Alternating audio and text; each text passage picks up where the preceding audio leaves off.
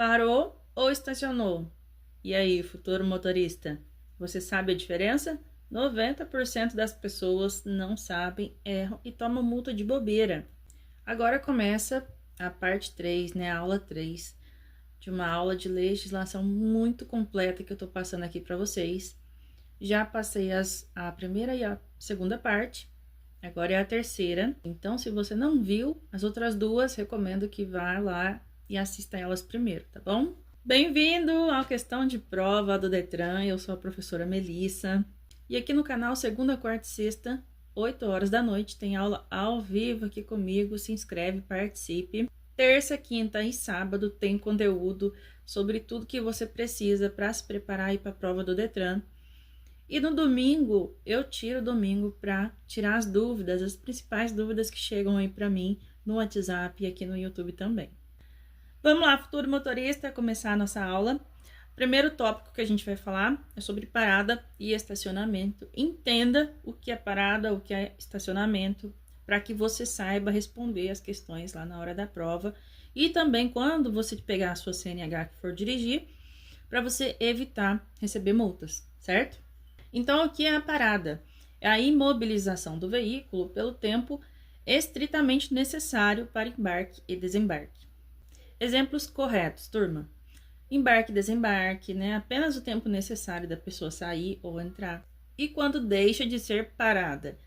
É quando o carro fica mais do que o tempo necessário. E também quando você desliga o carro, mesmo que você esteja no carro ou saia, se você desligar o carro já não é parada, é estacionamento. Ou seja, a parada ela é rápida e necessária. E estacionamento, professora? Estacionamento é a imobilização do veículo por tempo superior ao necessário, onde é permitido estacionar ao lado da via, junto ao meio-fio, em áreas sinalizadas e respeitando sempre a regulamentação. Porque tem lugares que você pode parar, mas não pode estacionar. E onde não é permitido estacionar. Esquinas, hidrantes, na faixa de pedestre, via de trânsito rápido e rodovias, onde tem placas regulamentadoras, né, te informando que não pode estacionar, e sobre o passeio, né, a calçada. Pega isso aqui, futuro motorista, porque isso aqui é muito importante para você saber. Para a prova, anota, pega o papel e caneta e anota isso aqui. Distâncias que mais caem na prova. 5 metros da esquina. Às vezes vai cair na prova uma pergunta assim: qual é a distância mínima de estacionamento de uma esquina?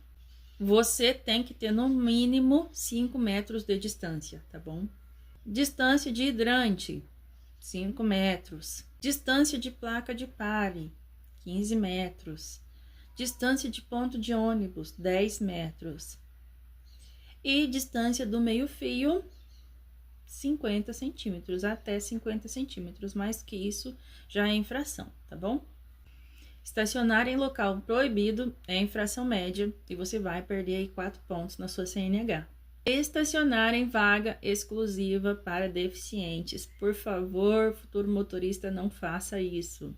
É uma infração gravíssima, você toma 7 pontos aí na sua habilitação. E você sabe que durante o primeiro ano, né, que é a PPD, você não pode tomar infração gravíssima, certo? Senão você perde tudo.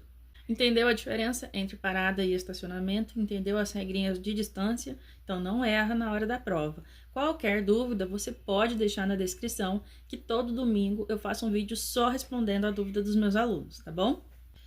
Agora a gente vai entrar na parte de infrações. Eu vou falar sobre cada infração e vou dar exemplos também. E o que é a infração? Infração de trânsito é toda ação ou omissão que desrespeita as regras de circulação estabelecidas pelo CTV, certo?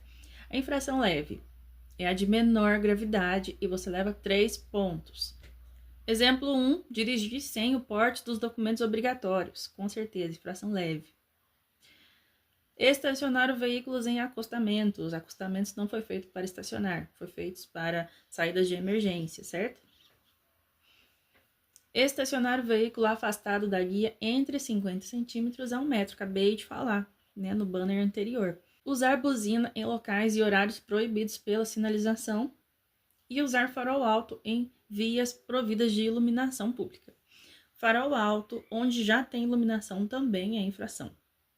Infração leve, né? Infração média, turma. 4 pontinhos aí na sua habilitação. Exemplos. Dirigir o veículo utilizando fone de ouvido não pode. Pode ser que seja legal, mas não pode, tá bom? Estacionar o veículo a menos de 5 metros da esquina. Ou pode cair na prova escrito assim, ó, do alinhamento da via transversal. É esquina, tá bom? Infração média. Conduzir o veículo com o braço para fora. Ai, não vou falar que tem muito aqui na minha cidade, tá bom? Sempre tem, né? Um ou outro a gente sempre vê. Mas é infração. Se a polícia quiser dar a multa, ela pode. Transitar em velocidade máxima permitida em até 20%. É infração média. Existe as velocidades, existe a máxima e existe a mínima. Transitar 20% acima da máxima é infração média. Quinto exemplo aqui, deixar de acionar a luz baixa nas rodovias durante o dia, também é infração média, certo? Atenção aqui, a infração média é 4 pontinhos, né? Uma multa de R$ 130,16. Você não precisa guardar os centavos, mas pelo menos o valor da multa, né? Que é 130, eu peço para vocês guardarem antes da prova, tá bom? Infração grave, turma, o que que é? É o terceiro nível da gravidade do CTB. Geralmente envolve risco direto com a segurança no trânsito. A penalidade é de 5 pontos, multa de R$ 195,23, mas tenta guardar na sua cabeça que uma multa grave é no valor de 195. Os centavos você não precisa guardar, né? Podendo aí ter uma medida administrativa de retenção do veículo ou remoção, que é pátio, né, gente? Já era. Remoção é pátio, certo? Macetinho de prova. Infração grave é 5 pontos. Então, tenta lembrar que 5 pontos e o valor é 195. Exemplos práticos aí. Usar o telefone celular enquanto dirige ou manuseando, né, o celular é infração grave. Deixar de usar o cinto de segurança do condutor ou de qualquer pessoa que esteja no carro. Ultrapassar outro veículo pelo acostamento ou em locais proibidos por sinalização. Transitar em velocidade superior à máxima permitida. Mais de 20 até 50%. Transitar em uma via com velocidade máxima superior a de 20 a 50, tá bom? Se você transitar numa via com velocidade superior a 20 a 50% da máxima permitida nessa via, é infração grave. Estacionar em local proibido, prejudicando a fluidez ou segurança, como esquinas ou sobre calçadas, também é infração grave. Gravíssima! Vamos para gravíssima, turma. O que é uma infração gravíssima? Tem a penalidade de 7 pontos, é a mais grave de todas as infrações.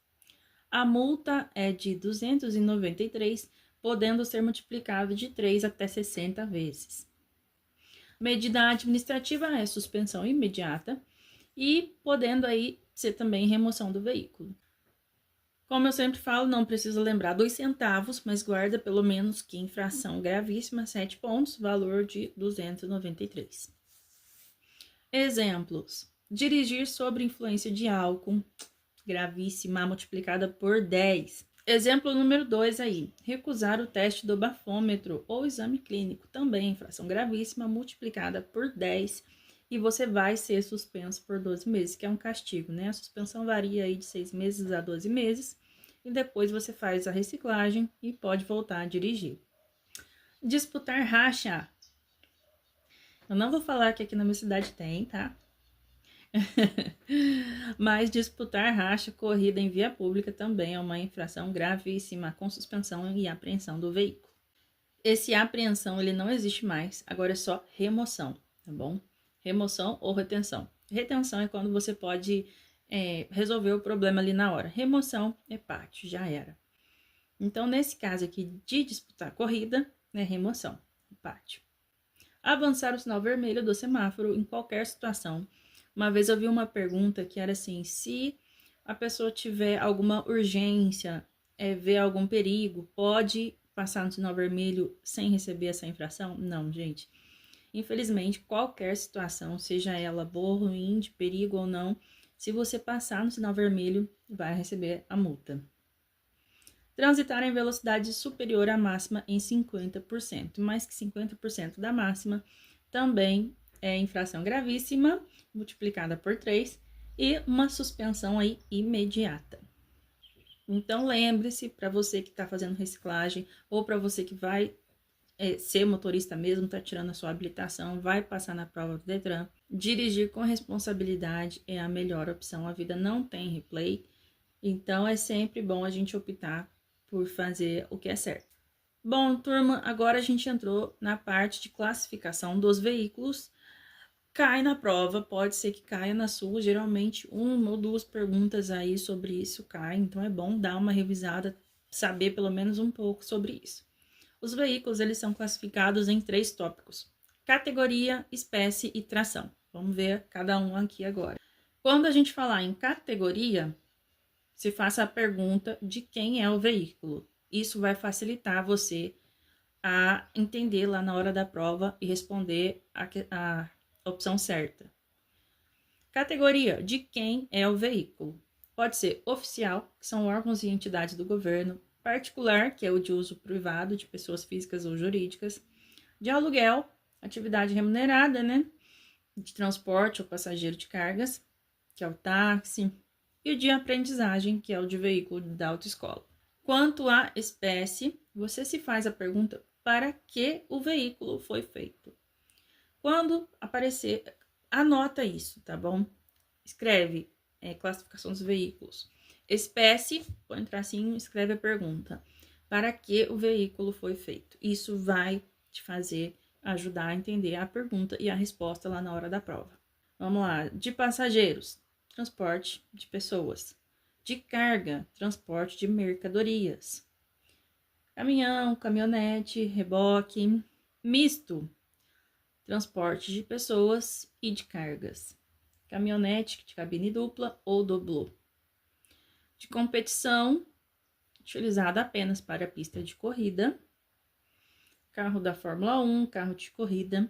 De tração, puxar ou arrastar outros veículos ou máquinas. Tratores aí e caminhão-trator. E os especiais, que são destinados a serviços específicos, como polícia, bombeiro, guincho. Quanto à tração, você tem que fazer a pergunta: quem faz o veículo se mover, tá bom? Quando falar em tração, escreve, anota isso: tração, tracinho. O que faz o veículo mover? Automotor, possui motor próprio, né? O de etanol ou gasolina. Carro, moto, caminhão. O elétrico já fala tudo, né? Ele é movido por motor elétrico, energia elétrica, que são os trólebus e o bonde, por exemplo, né?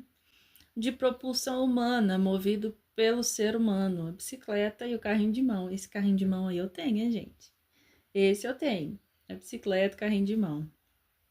De tração animal, movido pela força animal, carroça, charrete. E o de reboque e semi-reboque. Não possui motor próprio, precisa ser puxado, né? A carreta e o semi-reboque, certo? Essas são as 3 classificações. Vamos lá.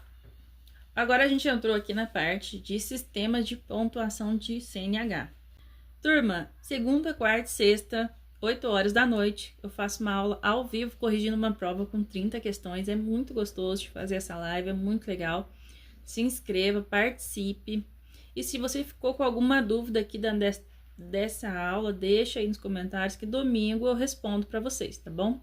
Vamos entrar aqui na parte de sistema de pontuação da CNH.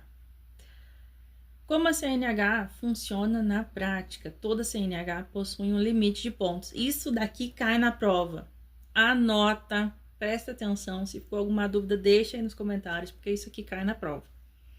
Toda CNH possui um limite de pontos. Cada infração cometida adiciona pontos ao prontuário do condutor, ou seja, você ganha esses pontos, você perde esses pontos. É como se você tivesse, se você não cometeu nenhuma infração. Você não cometeu nenhuma infração. Ou seja, você tem 40 pontos livres. Cada infração que você toma, você vai diminuindo esses pontos, entendeu? Ao atingir o limite, dentro de 12 meses, a CNH poderá ser suspensa. Se você atingir o limite em menos de um ano, você ganha suspensão. Ao atingir o limite, esse limite máximo em 12 meses, você ganha suspensão. Não tem como fugir disso. Mas o legal é que depois de 12 meses, a CNH ela zera. Então, você fica livre aí de todas as multas que você já cometeu no ano passado. Depois de 12 meses, ela fica zerada. E quais são esses limites, né, de pontos? Se você não cometeu nenhuma infração gravíssima, você pode até ter 40 pontos. Se você cometeu uma infração gravíssima, você só pode cometer mais 30. Se você cometeu 2 ou mais, você só pode ter 20 pontos. Lembrando que infração leve é 3 pontos, R$ 88. A média, 4 pontos, R$ 130. Grave, 5 pontos, R$ 195. E gravíssima, 7 pontos, R$ 293. Eu não falo os centavos aqui, mas é claro que tem os quebradinhos ali, os centavos. Mas eu sempre peço para meu aluno, para minha aluna, guardar os reais, tá bom? Porque não vai cair diferença de centavos entre uma opção ou outra na hora da prova. Então, recapitulando, 40 pontos é quando o condutor não cometer nenhuma infração gravíssima. 30 pontos quando o condutor cometer uma infração gravíssima. E 20 pontos quando cometer 2 ou mais. Eu queria falar aqui também, um adendo aqui, sobre o condutor EAR. Que é isso? É o condutor que exerce atividade remunerada, né? O Uber, taxista, motorista de aplicativo, caminhoneiro, motoboy. E essas pessoas, né, elas têm um limite de 40 pontos, independente de quantas infrações gravíssimas elas tiverem. Isso é muito legal, né? Para essas pessoas. Então, o condutor de EAR possui o limite, mesmo se cometer 3, 4 infrações gravíssimas no período de 12 meses.